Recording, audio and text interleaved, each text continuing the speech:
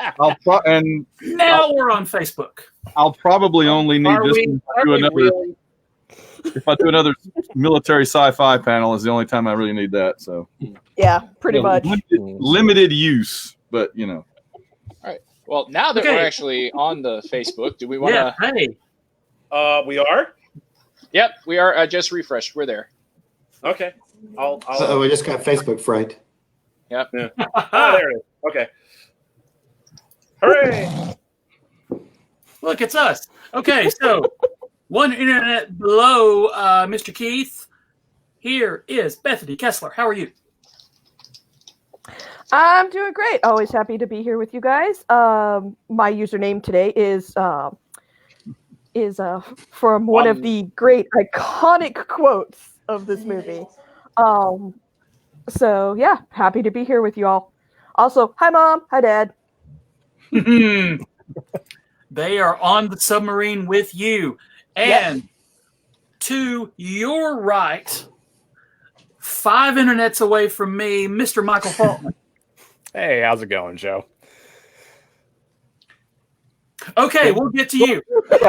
Introduce yourself, sir. Okay, well, I was saying hi to Joe because he said hi to me. Hi, my name is Michael Falkner. I'm a writer and a podcaster from Atlanta. I run Creative Criticality. That's a creativecriticality.net. Keep going. And when Gary said we're doing this for a panel, I said, okay, but I'm your resident bubblehead. I've been on these boats.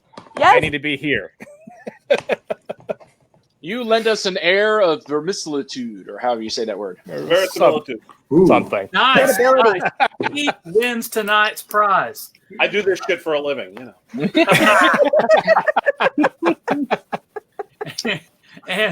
and finally, but not leastly, my co-director of the American Sci-Fi Classics track, Mr. Gary Mitchel. How are you, sir? I am well, sir. I am well. I'm like I think you are. It's like, oh my God, it's next week. What's happening next week? What's happening next week? A lot of online panels. Something with the dragon. Yeah, something. Take it easy, Gary. All right, you guys, Hunt for Red October. My biscuits are burning. Y'all keep talking. All right, is his biscuits actually burning? Knowing Joe, they may be literal burning biscuits. Yeah. And it could be at the same time. Yeah, I mean, I believe I promised the panel a fun story about the anthem of the great glorious anthem that's played in the movie Soviet National over and over. Yes. So I was introduced to this movie early on. Best as my dad and I can remember, I saw it somewhere between 8 and 11. We moved a lot, so early in the morning then. Yeah, we're like it was Kentucky before Brazil, but after Arizona. So this movie is kind of like Bohemian Rhapsody to me. I've always seen this movie. It feels like I've just always seen it, always known it, and it is by far one of my top favorite action movies. So I know the anthem pretty well. Fast forward to me in college making cookies in the kitchen of my grandparents' house, and my grandfather comes downstairs because this just came up on my my mix CD of all the soundtracks, and so he comes down and he has this kind of horrified look on his face because his college grandchild is bouncing around the kitchen singing at the top of her lungs to the anthem, Russian anthem. the Russian anthem while making his cookies. worst fear. and I mean, this is the Vietnam veteran. This is, he's just like, what? And I'm like, it's from the movie. He's like, why do you know this? And I'm like, okay, you can blame Dad for this one. So yes, and I have actually done that to both my grandfathers, inadvertently. On different types. Made them worry you were a communist. I'm like, I'm not a secret communist, guys. I just really like this song and the movie Hunt for Red October. It's a great moment in the movie too. God. And it's funny. I recently watched not only this recently, but I also recently watched Casablanca again for the first time in a while. And both those movies have iconic scenes where people are singing an anthem. Yeah. Yes. And in each case, it has at least a double meaning. Oh, absolutely. Absolutely. You know, I mean, one of the things I love about the use of it in Red October is that he's encouraging it, this huge, massive show of patriotism on a mission where he's going to defect. Yes. Yeah. Like it's just, and it's just one of those that, you know, it just kind of seeps because it's in there in the score, and you notice it at different points, and it just kind of builds and builds and builds. But yeah, no, that the score is definitely one of the reasons why I love this movie so much. Yeah. The number of famous people with baby faces in this movie, like, Yeah. I sat there rewatching it, because Starting with Alec Baldwin, right? Yeah. Right. there's Alec Baldwin, there's Stellan Skarsgård. I mean, Yeah, I forgot that he was in it. Yeah. yeah, and I sat there and went, "Wow, that's the youngest." Dr. Selvig was very young then. Yes. Yeah. And I mean, you just have Courtney B. Vance, and Oh yeah. Blackburn looks like exactly the the same. list just goes on and on and on. You know when I So, just and then of refreshed course my Sean memory. Connery, who doesn't age. Right. I just saw Courtney B. Vance in Project Power on Netflix, and he really hasn't aged that much in 30 years. Yeah, Right. Of it's all of them, kind I think he's the one who looks the most exactly like he did in 1990. It's crazy. Yeah.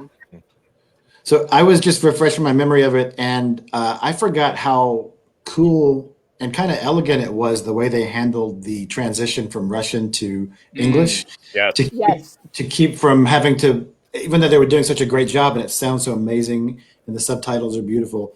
And I remember just being blown away by that when the first time I saw it. And I don't know, I can't think of any other movie that does that makes a very specific kind of theatrical change like that. There have been a few that have done it since then, but they were deliberately riffing on what Red October did. Well, It was a brilliant idea, especially since they didn't actually cast any Russians as any of the Russians. right. With two of the junior officers, the navigator and the one who bitched about him killing the political officer. Those two actors were Russian. Yeah. Nobody else was. Yeah. Ronald Gutman is Belgian. Sam Neill is Australian. Peter Firth is British. You know, Tim Curry is British. Connery is Scots. It's like there's a great comedian I saw one time talking about this movie. It's like, we'll cast Sean Connery, but he's Scottish. Look, we'll fill the whole boat with Scottish people. No one will know. And it was so amazing that in most movies now you like point at the accent and say, "Oh, it's terrible." This you didn't care. Like Sean Connery is obviously Scottish. No one gives a care about it. It's just like He just puts some recap. And speaking as somebody who used to be married to a Russian woman, so this is something I noticed.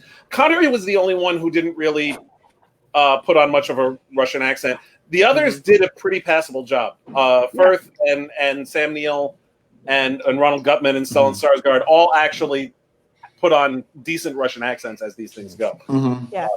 And then also this movie ages well. Like it's one of those, having gone from seeing it like as a young kid and then rewatching it up and up, it just I've noticed more things the more I rewatch it, and also the more that I kind of understand certain things about how stuff works on submarines and stuff. Yeah, this movie is just like one thrill ride after another, and then you get to the end and it's all like, oh, I need a cigarette now. Hey, do they actually allowed to? I'm sorry. Are they allowed to smoke on submarines? By the way. Yeah, Michael. So let's talk. That's a good segue. Well, how accurate is it for sublife? It's fairly accurate as far as the sets and stuff go. I was talking with my wife about this too, because we were talking about how the Red October is very expansive and it's a big boat, and the Typhoon was a huge boat anyway. But when they get the scenes on the American subs, the constraints are actually pretty close to what they are in reality. There is some smoking on submarines, but when in my time it was in designated space. It wasn't open where you could just smoke anywhere you wanted to. Yeah, but at submarines you could smoke anywhere. Yeah, Russians take their cigarettes very seriously. Right. And stuff like the wardroom scenes where they're dining together and all that. That's pretty accurate. Some of the tactics. When I know it's an iconic line, one ping only kind of thing, but it's as a former submariner, as soon as they throw that ping out there, I'm like, no, you have just ruined all aspects of stealth. Everyone on the Eastern Seaboard knows exactly where you are. Yeah. Especially in a situation where they were being hunted to be killed. I mean, the going active on sonar was like, no, you wouldn't do that. But overall, I was pretty impressed with how close it was. But wasn't that the point though? Is that to do an active ping was for Connery to admit that he was trusting them and he was willing to do that. He had to kind of make that decision whether he would do it or not. That was my opinion of it. But he also knew that there were other Russian subs out there hunting for him, as far as I understood it. So, like going active, a lot of people think about submarines and think, oh, they're out there just pinging away all the time. And the answer to that is no. They don't go out there and just ping, because that ruins everything about being stealth. You're out there to listen and to gather data. And if you have to go active for any reason, that you're telling the world, okay, there's a submarine here. It's like, hello. I'm here. Water transmits sound very well. That's why the whole movie's based on that, really. Mm-hmm. Yeah. For our person who asked in the Facebook chat, John Mctierman directed the movie. Yes. One of the things I wanted to mention, based on what Bethany had just said, one of the interesting things about this movie is that it was already out of date by the time it came out. Mm-hmm. It was first came into development in 1984. By the time it came out in 1990, there wasn't a Soviet Union anymore. Well, that's actually really one of the things I do think makes this movie stand out is the fact that it is considered rightfully. It's the last Cold War movie. It was made while the Cold War was still going on, and right about the time it came out is when the Cold War collapsed. Yep. And so it's like, if you didn't grow up in that era, this is a good thing to watch to get a feel of what it was like.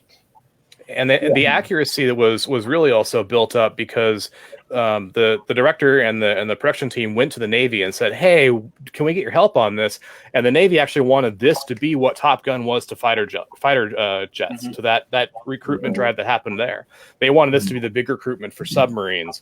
And they actually, used 4 real Los Angeles class submarines to do a lot of the footage. They brought in sailors from everywhere to be extras in this. Like if you don't have if you see a sailor in the background, that's a legitimate submariner doing that, on screen. They wanted this to be a big recruiting movie, just like Tom Cruise and Top Gun were. Yeah. Gary, I'm going to comment what you said. It's even more awkward than you said, because the movie came out in March of '90. There was still a Soviet Union. There was still a red communist Navy. They were still communist. But the Berlin Wall had come down about 4 or 5 months earlier, and we were working with them to try to help them and make them have a soft landing, which is even more awkward to have a potential U.S.-Soviet nuclear war movie right in the middle of that.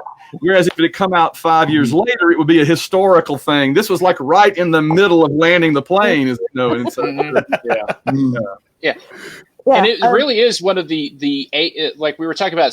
The movie inspired a lot of different things. This was one of the first real big successful techno thrillers. Like all the bits of like where the data would come up in that weird computer text. Every movie started doing that, especially if it was a military movie. Yeah. Well, I mean, Clancy, in a lot of ways, pioneered the techno thriller genre in fiction, in prose fiction too. I mean, it was, and I mean, okay, so this is possibly going to be a controversial opinion, but having From you? Yeah, I know, right? Having read all of the Jack Ryan books and seen all of the movies, Alec Baldwin is my favorite one. I was gonna I love Harrison Ford. Love him to bits and pieces, but when I think of Jack Ryan, I think of this movie and Alec Baldwin. And though hilariously, when I think of his wife, I actually think of the actress from the Jack Ryan movies, from the Harrison Ford movies, rather than Beverly Crusher. I'm gonna say she was in like 2 H. seconds. McFadden will always be Beverly Crusher, and so I think the first time I saw this, I was like, why is Dr. Crusher? How do you like John Krasinski's version on Amazon? He's not bad. He's not bad. I find that a very interesting reinterpretation of some things. Yeah. Krasinski is the only other person I've liked in the role besides Baldwin. I find it hilarious that Han Solo, Captain Kirk, and Batman have all played Jack Ryan, and they were all terrible. And you know what's cool about that character? Chris Pine wasn't that bad. Yeah, but the movie was horrible. True. Yeah. Chris? What I think is cool about Baldwin is that he's kind of, just like he said in the briefing room, the general's right. He is an analyst, and he doesn't seem like he's going to be doing a lot of running and jumping. And a lot of what he's doing is running behind the scenes, putting together these things from just his brilliant analysis. And I'm sure the CIA had a huge jump in people that were applying after this, because they make desk work look really cool, actually. Next time, write a goddamn memo. Yeah. I actually, hilariously, had to explain why I mutter that at work sometimes to one of my younger coworkers. And I was like, okay, so I'm going to need you to watch this small clip. Yeah. And then you will understand. But also, Baldwin's, the Jack Ryan of Hunt for Red October, and this is true of both the books and the films, is the more interesting character. As he developed, he became more and more of the square-jawed Superman, does it all hero, which is significantly less interesting. Yeah. The Jack Ryan of Hunt for Red October is out of his depth. He's and he's treading water throughout the whole thing, and he's making accurate guesses, and at one point, literally treading water. But he's not an action hero. He's and that's one of the things I like about the movie. Generally, it's about smart people. Yeah. And it's not just Ryan. If it wasn't for the crew of the Dallas being smart, especially Jonesy, if it wasn't for Greer helping him out, if it wasn't for Ramius, if it wasn't for a whole bunch of other people contributing, it wouldn't have worked. Right. Also, can we just send one up for Scott Glenn's? Yes. Just the way he emotes with his face in this movie, it's so good. Yeah. And then, but there's this movie is built up of everything I love in books. It's these little bit pieces that you get from from Fred Dalton Thompson and the other guy. Daniel Davis. Yeah. Talking on the aircraft carrier to, Ryan and Mancuso just having their little one-off when they first meet, and then just all these different little pieces that all come together. There's not one scene that's wasted. Every scene kind of puts it in the right way. Every scene does double duty. Everything goes perfectly perfectly as in a craft way of perfect. It hits the nail on the head every single time. And you know who I love in this movie that doesn't have a huge part? Is it Richard Jordan that plays the director of security and director of NSA or whatever? He's the one at the head of the table. He was also in Dune. He's the one that kind of chairs the meeting. And whenever I had to be in a meeting or run it, I always imagine myself kind of him with those glasses, saying, "I'm going to allow it, General." Oh man, that scene where he's talking to Baldwin, and he's like, "Great, when do you leave?" And I sat there and went, "Yep, that is the definition of no good deed goes unpunished right there." Mm-hmm. Yeah. It's also the euphemism for the Navy. Never again volunteer yourself. Yes. Yeah. All right. And there's so many wonderful little touches in this, and even scenes that don't necessarily further the plot, but they add to the texture of it. Little things like the chief of the boat on the Dallas telling the story about Jonesy listening to opera. Pavarotti? Yeah, well, or Paganini, whoever it was.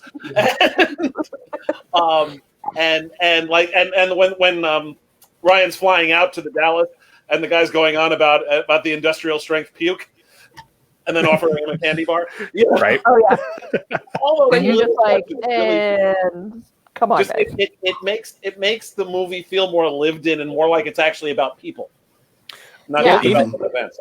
Yeah. Even some of the environmental touches, like you do the pans across the sonar shack, which the sonar shack on a real 688 is a lot smaller and more compact.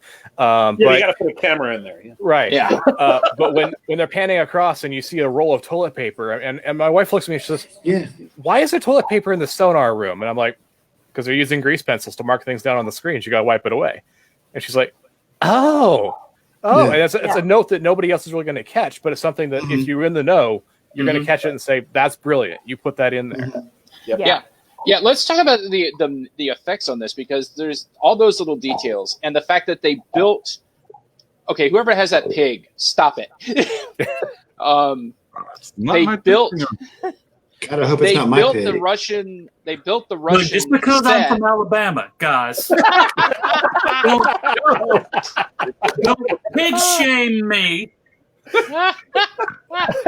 But they built the Red October set on pistons, so it would actually move. So you don't have the whole, the Star Trek, everybody jerked to the left at the same time. It actually moved. They had the brilliant idea for the effects of the submarines in the water. That's not water; they're in a smoke tank. Yeah, that's cool. And it was one of the first uses of CGI in movies to get the propeller wash. Right.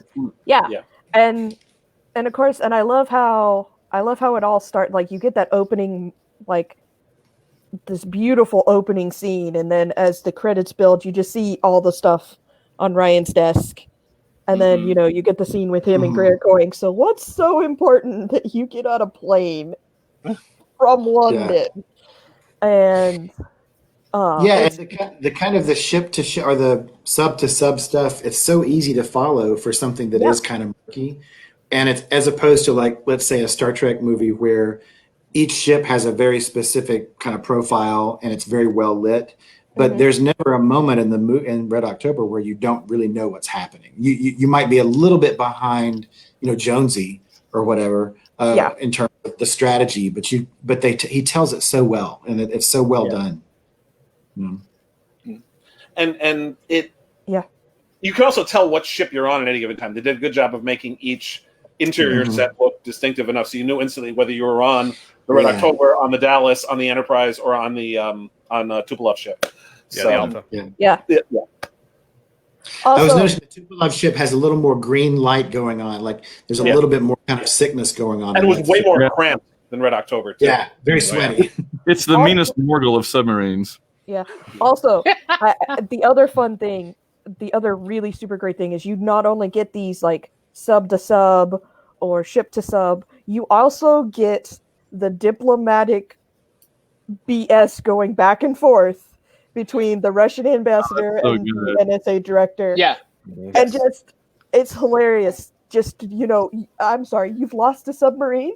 It's some of the best stuff in the Josh movie. Backlund, who also isn't Russian. Yes. But it's like, but he's brilliant.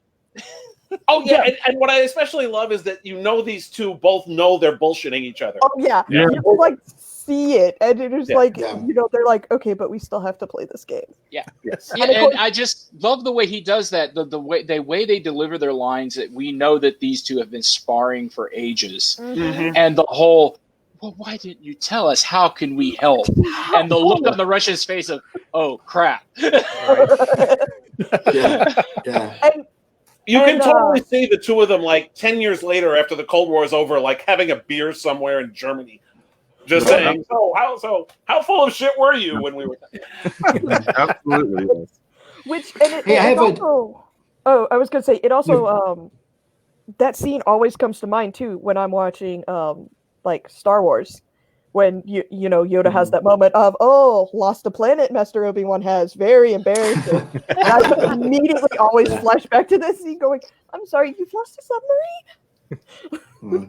So embarrassing in front of the younglings. Oh, hey, I have a procedural question for Michael, I think. Okay. The idea, so I get it, the idea that there's an XO or maybe a second in command or whatever. But is there this formality of, is it a protocol that everybody talks to him and then he's the only one that talks to the captain? Or is that really how it works? There's a lot of shortcutting going on in this movie with the U.S. submarines, just because I'm assuming they didn't have enough money to bring in a lot of other speaking roles to fill out the U.S. submarine side. Generally, underway, like the sonar side would report to what we call the officer of the deck. He's the guy who's driving the ship. He's usually a JO, like a lieutenant or an ensign, if they qualify fast enough. And then the captain only gets called in if there's a need for the captain to get involved, like especially if they go to battle stations. The XO is usually like the personnel guy. He's the manager who takes care of all the admin type stuff, and holds that away from the captain and gives the captain what the captain needs to know to actually do the mission. And they did a lot of shortcutting there because you didn't see an officer of the deck. You saw the captain was doing most of the commanding of the ship, and the XO was really driving a lot more personnel issues behind the scenes. There was no sonar chief, for example. There was just the cob, the chief of the boat, and usually the chief of the boat is not going to be up in the business of driving the ship on a daily basis, right? That kind of thing. So, in a sense, yes, but this does not represent the organizational structure very well in this movie. Which often happens. I mean, you see that a lot when there are complicated structures. It tends to get simplified just because, A, budget, B, time.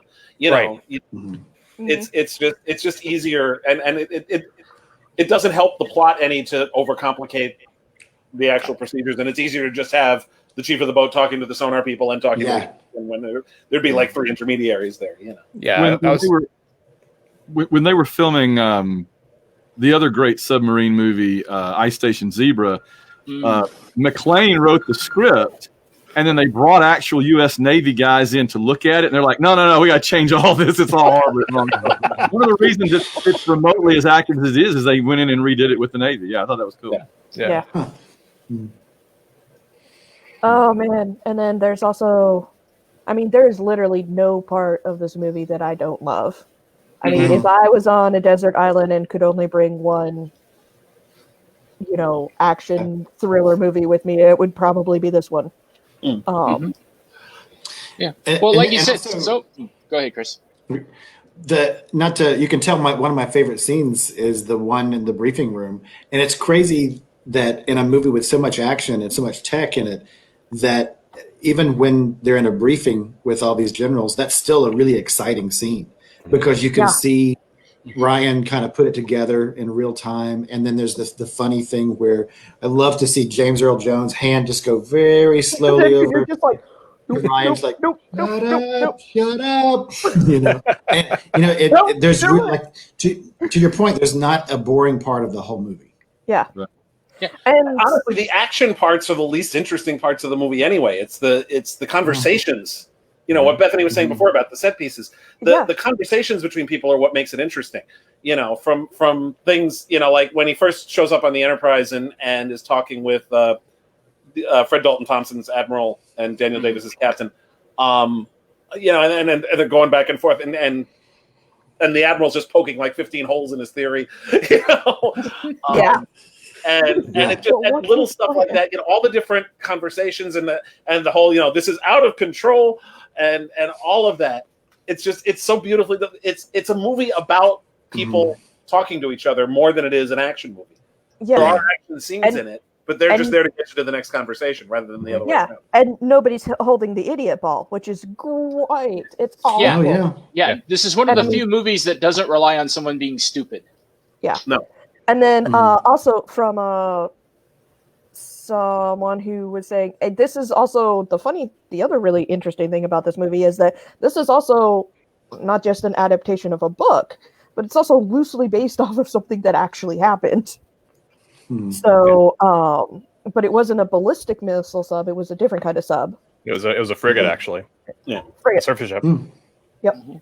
So yeah, that's one of those. I'm like, oh, great. That little bit just kind of makes this even more terrifying if I stop to really think about it.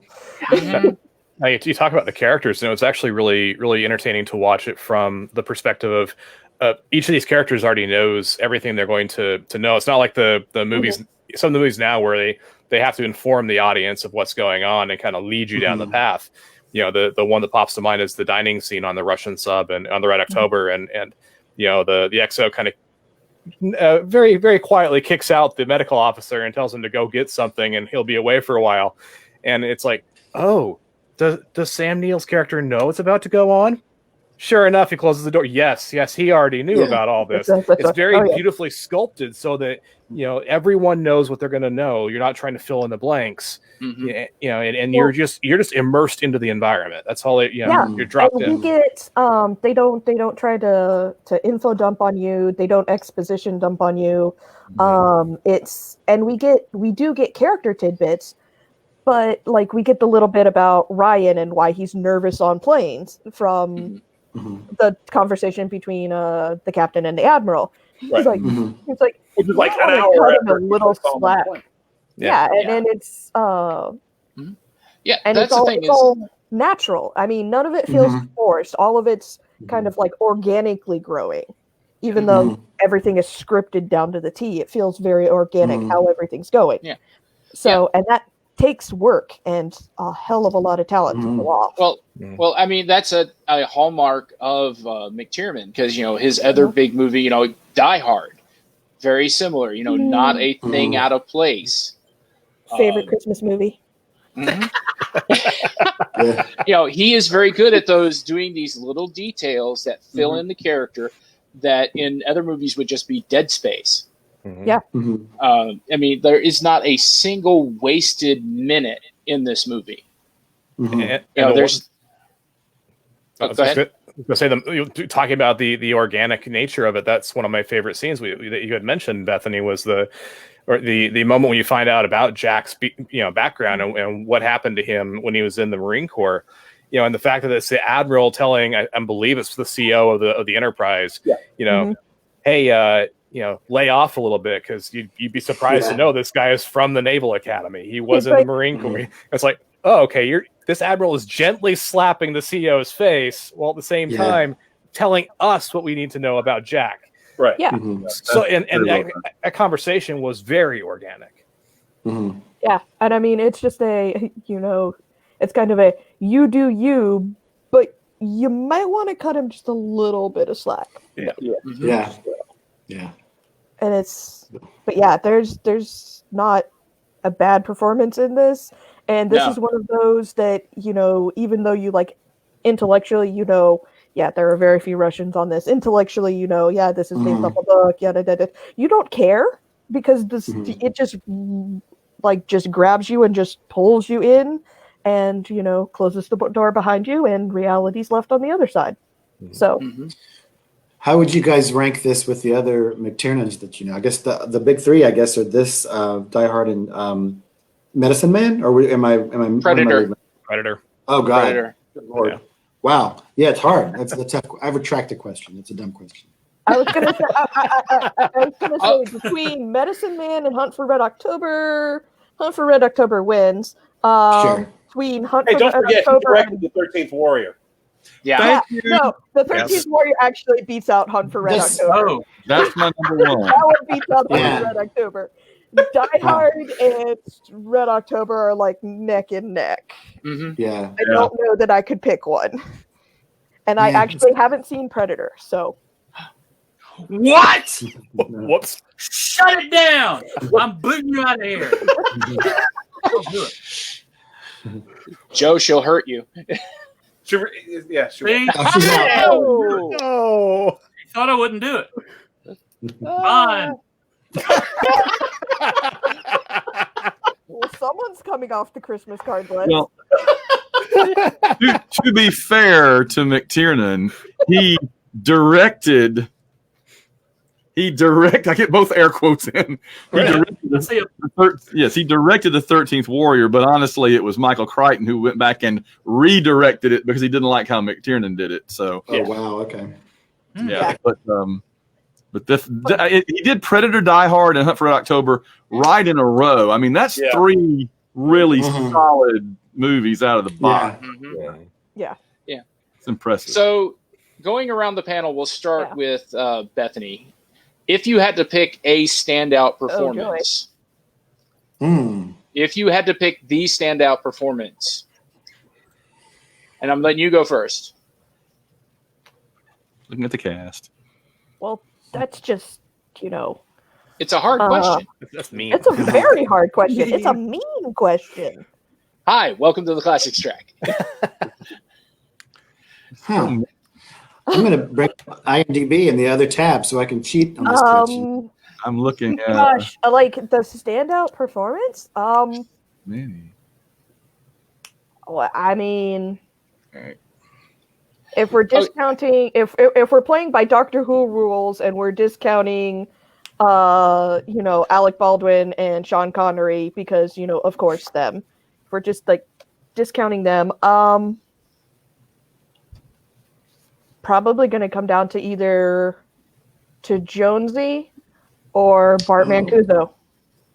And just because, I mean, the one scene with Mancuso where he's like, okay, so you took this thing that the $50,000 computer said was this, but you don't believe it. So you came up with this and did all the math and this.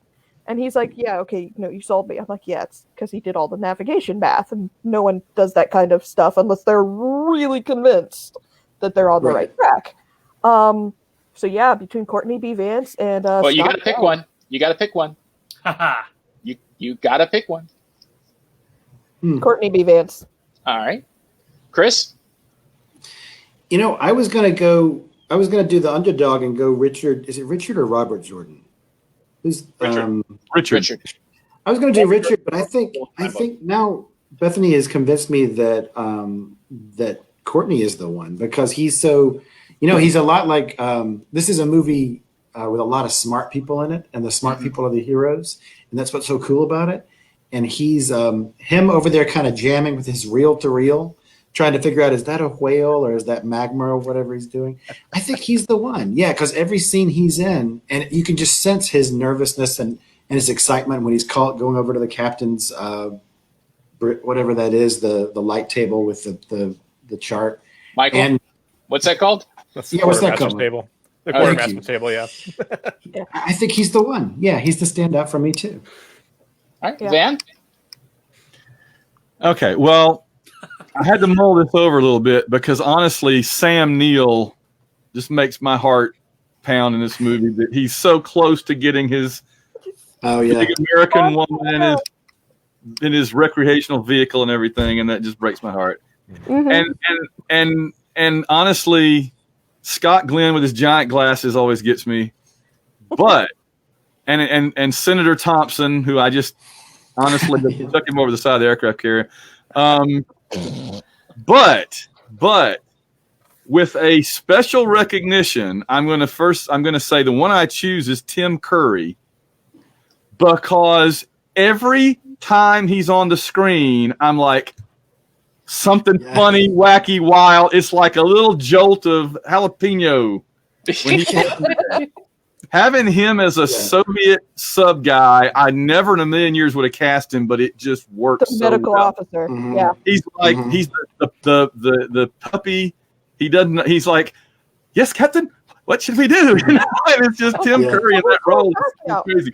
But like I said, I have to give a nod though, a special recognition. This may be the only movie I've ever seen where I didn't hate the character Jeffrey Jones was playing. Yeah. So good. Keith? Well, there's a lot of choices. Jonesy definitely is a standout because he's, for all the reasons both Chris and Bethany said. Vasily also, Sam Neill's character, because he's really the human face of what the Soviet officers are doing more than anybody else, because we really get a feeling for what this means to him. They talk about Ramius's, about his wife and everything, but we never really see that because Ramius plays everything so close. Everybody talks about it, but we don't really see it. Yeah. So it's harder to really focus on what he wants. Having said all that, I think The one that stood out for me besides those two was the engineer, Melican. Ronald Gutman. Yes. Because of this movie that I like, anytime I see Ronald Gutman's name, I'm like, oh, he's cool. I want to see that. Up to and including his recent role on Preacher as a very old vampire. Yeah. And he was on an episode of Star Trek Voyager, too, in the first season. Mhm. I do want to also mention one of the things I like about Tim Curry's character is that once, yes, he's like, you know, the silly puppy and everything, and gets really upset when Rhaenys hits him over the head with a newspaper. But the minute there's medical stuff happening, he's all over it. Yeah. His entire demeanor changes. Like once there's a radiation leakage, then he's all business and doesn't take any crap. And I like that. I like the fact that he was actually good at his job. And that, you know, the whole thing where it's like simply changing the air won't do it. It's like he practically was grabbing him by the lapels and saying, will you listen to me? I'm a fucking scientist. You know? And I loved that. But I think Melican, just because, you know, I love the whole thing with the sabotage when he figured out what that was about. And just sort of that little smile he gives right when he's about to do his bit of sabotage. All those little touches were nice. Plus, of course, he's the one who finally gets Ryan to smoke a cigarette badly. Yes. Michael? Oh, you know, it's really hard to pick a role like this, but I think I have to settle on Vasily. And the reason is because you're rooting for all these characters. You want every last one of these people, both on Red October and on Dallas, to succeed. You want this mission to go perfectly because you're so emotionally invested. And then when the gunshot goes off and Vasily goes down, every time it's just like, because now you've been hit with the reality that not everyone's making it out of this alive. And Sam Neill's performance of all the things he wants to do in the United States when he becomes an American, he wants to live in two places and have two wives and have a recreational vehicle, and all that just is shattered. And his outgoing line, it's heart-wrenching. So when you watch this movie the second time, and he starts talking about what he wants, you're just like, of course he's going to die, right? Yeah, right. It's telegraphed. And the thing that kills me about that scene in particular is the looks on their faces. He's like, "Can you do that? Drive state to state, no papers." With no papers. They're like, no papers, state to state, and that's another. Check with us in a few months. Who knows? But that's like one of those like gut check moments almost, because you sit there and go, oh. Yeah. You're reminded that they're really still at war. It's a Cold War, but they're still at war. Yeah. The thing too I really love Sam Neill, but it was I think this was the first movie that I saw him in that erased the Antichrist thing that he had going on. Because I was terrified of. It was kind of like the Eric Roberts thing, where once they do a villain so well, you can't see them. And he was so good. And I think it was Red October that finally turned it around. I was like, oh, okay, I like Sam. I can like Sam. See, yeah. I am ready to see him with dinosaurs now that he's a good guy. Well, it's funny because my introduction to Sam Neill was this movie, and then I saw Jurassic Park. So I was just like, what's my Russian boat officer doing? Well, there's a dinosaur. Wasn't he a Soviet agent or a Soviet officer in The Day After or America or one of those ABC bad? I think America. Yeah. Yeah. So we already seen him as a Russian right before this, it seems. I forgot that.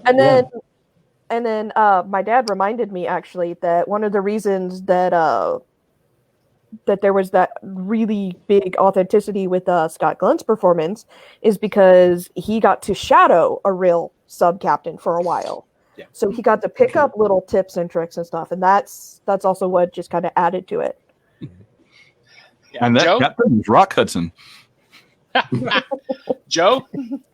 Well, is the Submariner character? Because that's... Which one? Yes. Yeah. Which one? You have to pick one. Got like 4. Okay, it's Red October for sure, because Van mostly took my answer. Mostly. Or one... Anyway, the Russians. the Russians are the best part about the movie. I love the moment they scared him out of the water. But the reason that it's so hard to pick is in the larger context of this being a Jack Ryan movie or just an action movie with a big star, like a Jack Ryan type character in it. The movie, Jack Ryan's not the best part. Mm-hmm. He's not the only part. Like a James Bond movie, you just naturally gravitate toward James Bond and everybody else is just cannon fodder. But really, everyone here has a bigger role, and Jack Ryan's just in there somewhere, even though he's Jack Ryan. Mm-hmm. Yeah. He's the head of the ensemble, but there is an ensemble. Exactly. Mm-hmm. Exactly. Yeah, and for me, as much as I love Scott Glenn, I mean, I loved Scott Glenn before this movie, but after this movie, I was a diehard. Anything Scott Glenn is in, I'm gonna watch. Silverado got me before this did, but yeah, he's just such a great actor. Right, he's such a great character actor. You know, Great you stuff, believe whoever he's playing, you believe he's that guy. Yeah. He has such a great intense stare. You know, He does. Even on Daredevil when he was playing a blind guy, he still was able to do the yeah. But again, for me, I got Michael took my answer. It's Vasily. Every time we get to that, I really wanted to see Montana. My heart just crumpled. I would have liked to have seen Montana, and you're just like, We wanted you to see it, Vasily. We wanted you to see it.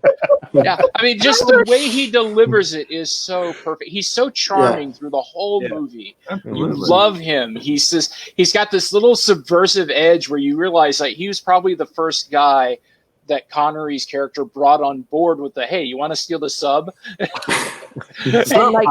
Crazy idea. Yeah. Nice. New book, Sub Heist. Oh, there you go, Van. Just get the character who dies after me. I'll do it. I wanted to point out though that it's interesting too that the Soviets you were talking about, Joe was saying how the Soviets are kind of the coolest thing about it, and I think that's interesting because if this was a World War II movie and they were Nazis, it wouldn't be the same thing. The Soviets have something. Yeah. The Soviets are interesting, especially at the end of the Cold War, where on the one hand, we still knew they were the bad guys, but on the other hand, they were becoming much more human to us, and we could be sympathetic for some of them. And even the ones that were not, even the ones that they trick and get off the sub and everything are not really bad guys. They're just trying to spare them, and let them go home. Yeah. And you couldn't do that with the Germans. You know what I mean? It wasn't the same thing. So I just thought that was interesting. Cold War movies, we tended to have either two flavors of Russian. Either they were the cold, hard bad guy, or they were, they're a patriot, but on the other side, and they're a decent guy. They're just over there. But also, there's a history of defection of people wanting to defect from the Soviet Union to the U.S. That was built in, into history, and so that made it easier to sympathize with them. Because it's something that everybody watching the movie was familiar with, the idea of people, citizens of the Soviet Union, wanting to come to America. There was huge emigration and also huge numbers of defections that happened. Yeah. So, and I mean, it's also, I mean, and for me, our Moscow on the Hudson panel is next week. Right. Yes. and I think kind of actual Russian actors again. The Cold War sub movies are a lot more interesting. Also because, don't get me wrong, there are some great World War II sub movies. I've seen all of them. My dad and I watch war movies. We've seen all of them. But in World War II, you don't have the same kind of looming threat of nuclear power that overshadows every Cold War, because that's, the Nazis are evil. The Nazis are bad, but the Nazis didn't have a nuke. Right. And the fact that there was that possibility. It's what makes Crimson Tide so intensely terrifying. It wouldn't be that scene, that fantastic scene towards the end where they're finally on the sub together, and Ryan is trying to figure out a way to break the ice, and so he pretends to smoke, and he obviously doesn't smoke. And then they start turning down cigarettes. Yeah. You wouldn't have that scene if it had been, the Nazis or anything like that. Yeah. And it's such a great when they kind of realize, oh, you're the one that's figured this out, and that kind of thing. That's such a fantastic thing. Yeah. And I also love Ramius and Ryan's moment of, oh, I know this book. Your conclusions were all wrong, and I was just like, yep. In the middle of a firefight, no less. Yes. In the middle of a firefight, I'm like, awesome. that's how that happens. Yeah. Yep. Well, and as Lola points out with her comment, we can also still root for the Russians. Unlike, no one wants to root. Hopefully, no one wants to root for the Nazis. Yeah. Exactly. Yeah, it's a good point. But I mean that you really can't discount that nuclear deterrent there. Because I mean, and of course that's also terrifying to picture the Nazis with a nuke. So I'm gonna have some fun dreams tonight. Let me just tell you. Well, like you said, the name of the game was mutually assured destruction. Whoever shoots first, the world's destroyed. Yep. And so the low guys on the totem pole for each side of the aisle are going to basically be the same way. It's, hey, we're just doing our jobs here, and if this goes down, we're dead. We don't either way. Yeah, it's like, and I think that is something that is lost on the generations that have come after me. I fall, depending on where you draw the line, I'm either at the tail end of Generation X or the very beginning of the millennials, depending on where they draw that line. But it's one of those things that, I mean, I grew up with grandparents who fought in Vietnam and one grandfather who fought in World War I, who had boots on the ground in Shanghai in 1945. And my parents were military. My grandparents are military. Everyone in my family is military, going 75 generations back. That's everybody's first career. So I grew up knowing kind of just like the sheer terror, because you retire from the military, you go work for an alphabet agency, or you go work for this defense contractor over here, or you have the cousins who they may show up, they may not show up. Nobody knows because they can't tell you anything. They can't even tell you what they can't tell you, or that they can't tell you anything. So what would you say, what would be the top World War II sub movie? I think I know what it is, but what would you say it is? That's hard. That's really, really hard. I mean, what's the metric here? Yeah. Like, are we just going for straight action, or like historical content, or hi, I'm a historian. And in World War II, there's a submarine. Pick one. Well, if I had to pick one off the top of my head, the one that comes to mind first is the U-571. I think that's the one, the Enigma one. U-571 is very good. That one's really good. My top World War II favorite movie of all time is The Guns of Navarone, because I have taste. And if you would like a longer discussion on the Cold War, go back and watch classic track Quarantine Panel number 11, Red Dawn's Russia in the 80s, where we spent a whole hour on the topic. Red Dawn. Oh, yeah. I understand Bethany's problem here, because people ask, well, what's the best submarine movie ever? And it's like, okay, well, if you want something that's kind of suspenseful and actiony and kind of deals with all this stuff, Red October is where you go. If you want to understand crew dynamics, Down Periscope is the most authentic crew relations movie ever. Absolutely. Like, and of course, it's one of those that I think to really sometimes get like all the things in Down Periscope, you have to have seen the movies it's spoofing off of, one of which is Red October. Right. And then another one is Crimson Tide. Crimson Tide. God, that movie. Gene Hackman. So I'm like, this movie is great, but I'm gonna go take an anti-anxiety medication now. So World War II movies.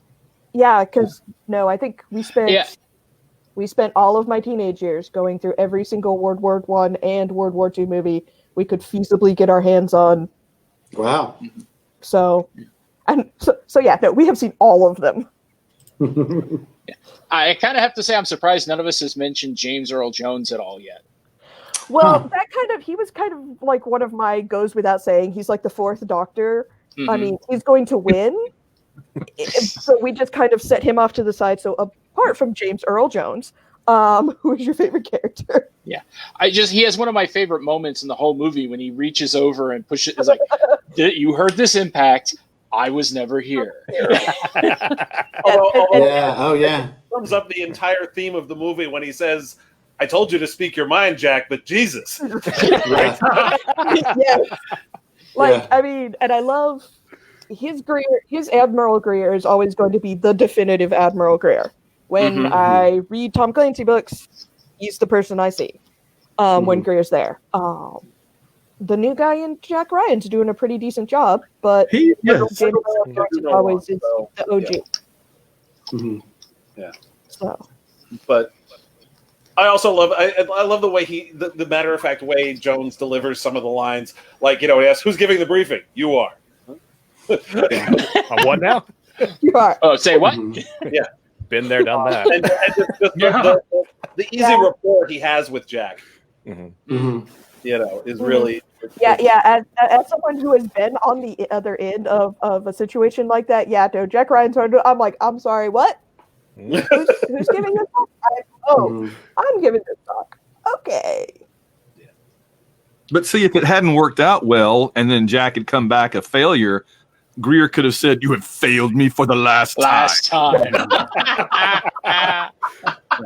Obligatory Star Wars joke. You have failed me for the first of many times, Jack.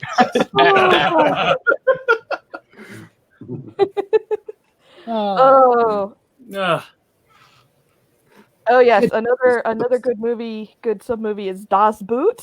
Yes. Feel good movie of the summer. Right. It embodies the absolute boredom on deployments. Yep. Oh wow. And then there's just so no love for McHale's Navy. Come on, people. Operation Petticoat. Why do we keep you around, Joe? Yeah. Okay. The Russian sub movies are just better. Between this and Ice Station Zebra, you got the two best sub movies, I think. Hey, and then you've also got K-19, The Widowmaker, was pretty freaking good. I have to see that. I have heard about that one. Yeah, that one. It's not a happy movie. Right. By any means. What, a movie called The Widowmaker isn't happy? I'm shocked. But it is very, very good. So, gosh, at some point, Gary, you'll have to remind me. I actually need to put up like the ranking of every single World War I and World War II movie, and like kind of how they fall on should you watch this or you can give this a pass. Because I have that somewhere. You need that for your Patreon. Use that as the basis for a roller panel next year. Yeah. Oh boy. Just World War II. We'll put all of them right here. Yep. I think we have more movies than can fit on that roll of dice, so we might have to be like 5 or 6 of dice. What would be? We'll be true gamers, and we'll just roll a handful of them. Yeah. What would be the one? What would be the critical fail on the World War II and World War I movie? McHale's Navy? Michael Bay's Pearl Harbor. That's pretty. No. This comes down again to how are you judging the movie? Are we judging it just for quality, or is there any way to judge Pearl Harbor in which it's good? Stuff blows up. The score is amazing. 1941. 1941. Oh, wait a minute. I won't hear of it being disparaged. It's Nope. a fantastic movie. Do not. Fight. I will have no trouble. 1941. That is not this panel, gentlemen. That is not this panel. That's Classic Court. We'll see you there. Yeah. I will be there. I will be filing an amicus brief on behalf of 1941. Thank you. All right. And, So, guys, thank you very much. Final thoughts holy about? crap! How'd it get to be 10 after 10? We were having We're having a good time. Actually, Joe, the number one should be Force 10 from Navarone. No, the one is the critical fail. Yeah. Oh, Force really? 10, Force 10 from Navarone. Oh, that hurt me. Force 10 from that. Okay, well, whole other panel. That the name of that movie is literally Forced In from Navarone. Which sounds like it could be the name of the porn parody. Yeah. That's another panel too. Whole other panel. It's not gay if you're underway. What's that? What? Nothing. heard all I those said jokes. nothing. I said nothing. That's right. Final thought for me, grasping control of this thing. Final thought for me is it's just a fantastic movie. It still holds up. It's still intense. Fantastic performances. The effects still hold up because so much of them are practical. And if you go to Best Buy right now, you can get a 30th anniversary Steelbook 4K, and it's pick it up. Yeah. Ooh. Yeah. Yeah. This is one of those movies that I remember it was such a big deal when it came out too, and everybody was so excited to see it, and it did not disappoint in any way. Everybody was talking about it. It was just so much fun. Yeah. Yeah, it's one of the few movies I can actually vividly remember going with my friends to see it and just being. Yeah. And the next day, everybody was sharing the quotes that now we've done for decades. Yeah. Yeah. Well, I saw it with my group of wargamer friends who were all playing Harpoon, the game that inspired Tom Clancy to start writing. So it was a whole different experience. Van? Final thought? I read the novel first in the mid '80s when all of my friends at Auburn were reading it, and we were passing it around, and I ended up with it and read it in about 2 days. And I remember that Reagan loved it, and that it got the big, like Kennedy gave Bond the boost, Reagan gave Clancy the boost, and so we were all reading it. And I remember hearing the movie was coming out, and I was really, really excited to see a movie out. And I remember being slightly disappointed just because they took a lot of the book out. But it's been 30 something, almost 40 years since I read the book now. And every time I see it and it gets further from the book, the more I like it because it stands so concisely on its own, I think. Yeah. I mean, and that's, and of course that's a weird trend with some Clancy movies is, going further afield from the book. Like the, oh gosh, what is the one? Hey, eventually you get further afield from the author too. Right. Oh, I can't think of it, but there's one of the, gosh, which one is it?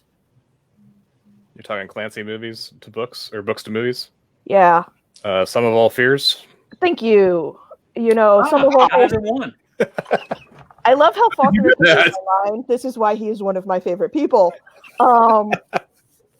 But yeah, because that's a Clancy. Because the more recent adaptation of that is one where they essentially took the same flavor of the book, but completely changed the premise.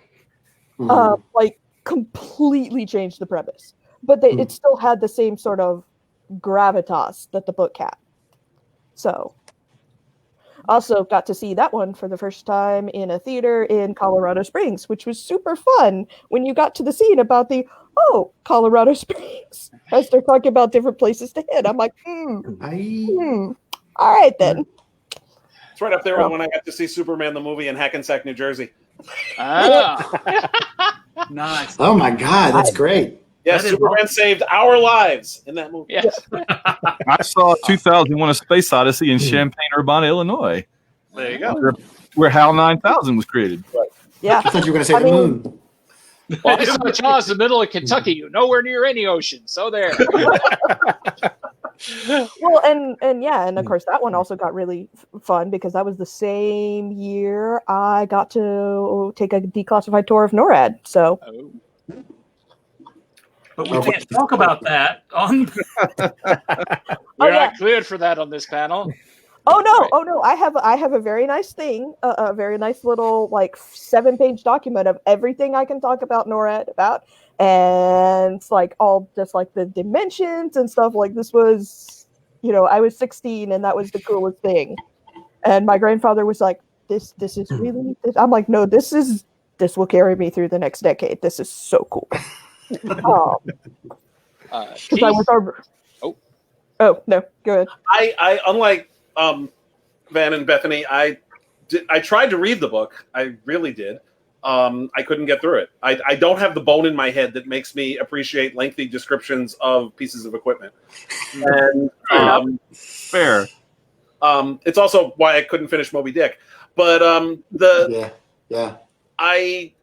of the things I like about the movie is that it really it does what the best movie adaptations do, which is take the essence of the book, in essence, finding the short story inside the novel and making it into a movie. And it did an amazing job of that because the stuff I did like about the book was all there. Yeah. And the stuff that made me want to, gnaw my leg off at the knee was taken out. So, and that only gets worse as his books go on too, by the way, and they get bigger and bigger. Oh, he leans harder on the techno side as opposed to the side. Yeah, but when you're a kid in Brazil, and those are some of the only books you haven't read yet. I mean, I mean, of course, I have the same feeling with Tolkien sometimes in The Two Towers, in which I'm flipping past all the tree scenes. I'm like, and tree scenes.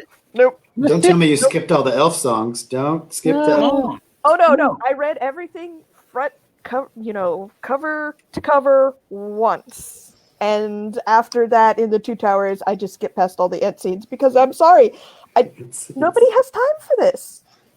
Ain't nobody got time for Ent. I'm like, yeah, thank you. Yeah. Ain't nobody got time for Ent. Nobody does. Guys, thank Michael you Falkner. very much. But let Mr. Falkner, I was closing with our Submariner. Sure. Let the guy who's actually been on a submarine talk. Whatever. No, I have a really hard time with a lot of submarine type movies and a lot of nuclear engineering type movies because that's really the core of what you do on a submarine. It's all about the submarine life and about operating reactors and learning all this stuff. And there's a lot of times I'm just like, no, and I can't stop thinking about it. This is one that surpasses that. I can excuse the caterpillar drive. It wouldn't work in this application. The jet pump they have in the novel is significantly more feasible. It doesn't matter. The fact that they don't get Jonesy's name or title right at all this entire movie. He is sonar technician second class, not seaman or anything else. STS2. That doesn't matter. The fact that the Typhoon, the Red October, would not fit in a river in Maine and could not go upstream doesn't matter because this movie is just that damn good. Yeah. Right? There's so much of that technically I can still sit there and point at it and say, but in the end, when it comes down to it, you leave the theater or your screening of it really enjoying the movie and having enjoyed the ride more than having poke fun at it and taking the technical bits apart and then dismantling it from underneath you. It's one of the few ones that I can do that with and still really, really have a good time with it. That's cool. Yeah. So Hunt for Red October, Mariner approved. Well, guys, thank you very, very much. I think we've crushed another one. Once again, the best hour and 12 minutes you're going to spend today. Thank you for coming and hanging out with us at the American Sci-Fi Classics track because, look, guys, we're the coolest. Well, we all know. We all know that. Yeah, clearly we're the coolest. Does anybody else talk about we're the dorkiest, but that's okay. Yeah. Does anybody else talk about Hunt for Red October for an hour and 10 minutes? No, they do not. Not even the military sci-fi track. In your face. That's right. Yeah, come on, guys. What the heck? That's right. I said it. I'm throwing down. Anyway, guys, let's go around the horn and everybody give out your social media. We'll start with Michael Falkner. Hey, okay. I am the author of the Timestamps Project. That's probably the biggest thing that's on my blog right now, where I've been crazy enough since 2014 to go through Doctor Who one story at a time, starting with An Unearthly Child and going straight through and talking about each of these stories. I will be finishing up the Tennant era this year by Christmas time. Cool. You can find that and so much more pop culture-y type stuff like that on my blog. It's Creative Criticality. That's creativecriticality.net. And Gary Mitchell. You can find me here on the Classics track, especially next weekend. You will find me all over the Classics track. You can find me on the Twitter here. Yes, Star Trek fans, it is my real name. And every week I write slip discs where I let you know what geeky physical media is coming out, because I still believe in physical media. So, like, if you'd read my article, you'd know this had came out just a few months ago in Steelbook. So. And Bethany. I am Bethany Kessler. I am a historian in my Muggle life, and in my internet life, I generally kick around under my pen name of Dorothy Joan Gray. I have a Patreon for all my short stories, which is at patreon.com/Dorothy Joan Gray, DJ Gray, and my website is at djgray.com. You can find me on the Classics track. You'll be able to find me on Sci-Fi track. And High Fantasy next weekend for Dragon Con. I'll also be doing some workshops myself, because it's not Dragon Con if I'm not teaching a workshop. So, yeah, that's me. Keith. You can find me online at DeCandido.net. It's a spectacularly primitive website that was designed by somebody who learned HTML in 1996. That would be cool. And I'm actually talking with somebody about redesigning it so it'll be in the 21st century finally. But it's mostly just a link dump. It has links to buying my most recent books, as well as my work on Tor.com, writing about popular culture, mostly these days about Star Trek, as well as superhero movies and other fun things. I've got short stories out in new anthologies, Pangea 3 Redemption and Badass Moms, which are both available from Crazy 8 Press.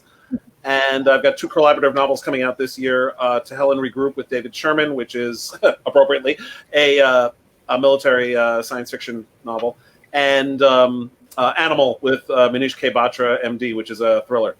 And probably some other stuff too. And next weekend, I'm going to be doing a ton of stuff for Dragon Con as well. I have no idea when any of it is going to be, but I have done a ton of it. And we'll see what happens. Van Plexico.